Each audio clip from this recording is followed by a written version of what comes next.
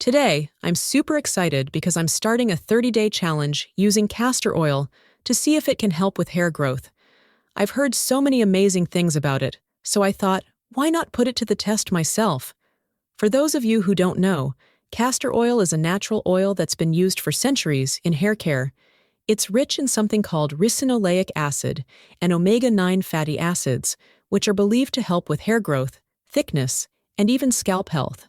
So, for the next 30 days, I'll be applying castor oil regularly to see if it helps my hair grow longer, thicker, and healthier. I'll also be showing you how I apply it, and I'll share my tips along the way. The benefits of castor oil for hair. Castor oil is known for its ability to thicken hair strands and promote hair growth.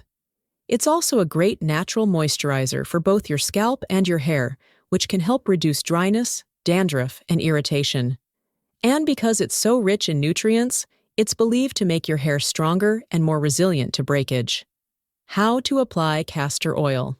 Now, let's get into how to apply castor oil for the best results. It's super thick, so sometimes I like to mix it with a bit of coconut oil or argan oil to make it easier to spread. Start by applying it directly to your scalp and massage it in. Scalp massages help stimulate blood flow, which also encourages hair growth. Then, apply the oil to the length of your hair to make sure it's fully coated.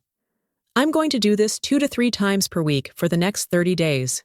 Consistency is key, so if you're trying this at home, make sure you stick to a routine.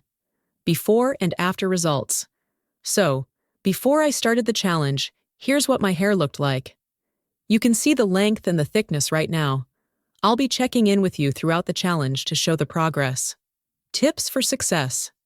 Here are some tips to get the best results during the challenge. First, try to protect your hair while you sleep. Using a silk pillowcase or wrapping your hair in a silk scarf can help prevent breakage. And avoid using heat styling tools too often. If you can, let your hair air dry, and if you need to style it, use a heat protectant. Also, don't forget that what you eat affects your hair. Stay hydrated and try to include hair-healthy foods like fruits, veggies, and proteins in your diet. Side effects and considerations.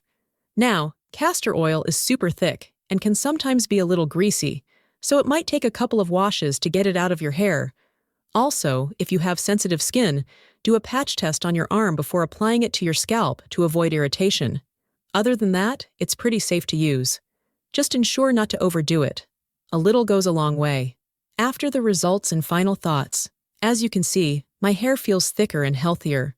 I didn't see crazy rapid growth, but I noticed an improvement in the overall quality of my hair.